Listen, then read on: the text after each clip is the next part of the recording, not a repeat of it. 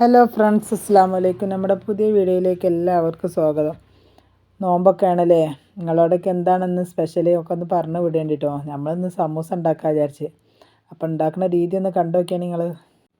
ചെറുതായി ഉള്ളി അരിഞ്ഞെടുക്കുക, എന്നിട്ടൊരു ചട്ടി അടുപ്പത്ത് വെച്ച് ചൂടായി വരുമ്പോൾ ലേശം വെളിച്ചെണ്ണ ഒഴിച്ച് നല്ല പോലെ വാട്ടാൻ വെക്കുക.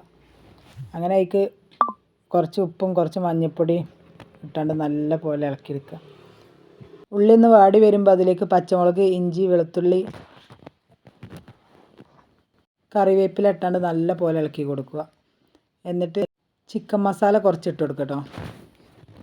അങ്ങനെ അപ്പോഴത്തേന് നമ്മൾ ഉരുളൻകിഴങ്ങ് വേവിച്ചാൻ വേണ്ടി വെച്ചിനി. അങ്ങനെ ഉരുളൻകിഴങ്ങ് വെന്ത് നല്ല പോലെ കുത്തി ഉടച്ച് തൊലിയൊക്കെ കളഞ്ഞ് കുത്തി ഉടച്ച്, അതേമാതിരി ചിക്കനും വേവിച്ചാൻ വേണ്ടി വെച്ചിനി. അതും ചതച്ചെടുത്തിട്ട് ഇങ്ങനെ കൂർക്കൊണ്ട് ചതച്ചാൽ മതി, എന്നാൽ പെട്ടെന്ന് ചൂടോടെ തന്നെ ആവണം, ഇങ്ങനെ പൊടിഞ്ഞ് കിട്ടും.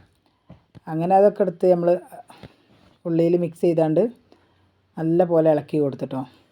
എന്നിട്ട് ഇതേമാതിരി അത് ഒട്ടിക്കാനും വേണ്ടിയണ്ടേ ഉണ്ടാക്കണമല്ലോ, പശ ഉണ്ടാക്കണമല്ലോ. അപ്പം മൈദ കൊണ്ട് തന്നെ പശ ഉണ്ടാക്കിയിട്ടോ. ഒരു ഇത്തിരി വെള്ളം ചേർത്ത് നല്ല പോലെ ഇളക്കി കൊടുത്ത് ഇനിയൊക്കെ ചുറ്റിച്ചെടുക്കട്ടെ. അങ്ങനെ സമൂസ ഉണ്ടാക്കുന്നത് ചുറ്റിച്ചെടുക്കണത് ഏതായാലും ബാങ്ക് കൊടുക്കാൻ 10 മിനിറ്റ് മുമ്പാട്ടത് ചെയ്യും. അപ്പോൾ തകർത്തി പണി നടക്കണ നേരം കേട്ടോ. ഇനി ഇതൊക്കെ പൊരിച്ചെടുക്കും വേണ്ടേ.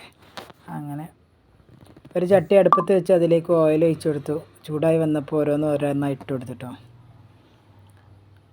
അങ്ങനെ പിന്നെ എന്തൊക്കെയുണ്ട് എല്ലാവരും വിശേഷം? സമൂസ ഇങ്ങനെ ഒന്ന് ഉണ്ടാക്കി നോക്കി, അടിപൊളി ടേസ്റ്റാണ്.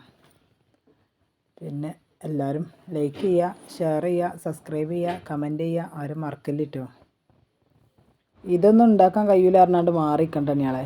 നമ്മൾ ഉണ്ടാക്കുമ്പോൾ തന്നെ ഏത് കാര്യങ്ങൾ പഠിച്ചുള്ളൂ. പിന്നെ കുറച്ച് മസാല ബാക്കിയുണ്ട്, അത് നമ്മൾ ബാങ്ക് കൊടുത്ത് നോമ്പൊക്കെ പറഞ്ഞു ചായടി കഴിഞ്ഞു, നിസ്കാരം കഴിഞ്ഞ് വന്നിട്ട് ഒക്കെ ചിറ്റിച്ചെടുത്തിട്ടോ. മസാലയൊക്കെ അയക്കാക്കിയാണ്ട് ഇനി നാളെ ബാക്കി ചുട്ടെടുക്കാം. തങ്കരിക്കാനും പറ്റും മസാല, നാളേക്കും ഒക്കെ തങ്കരിക്കാം. പിന്നെ ആരും മറക്കല്ലിട്ടോ.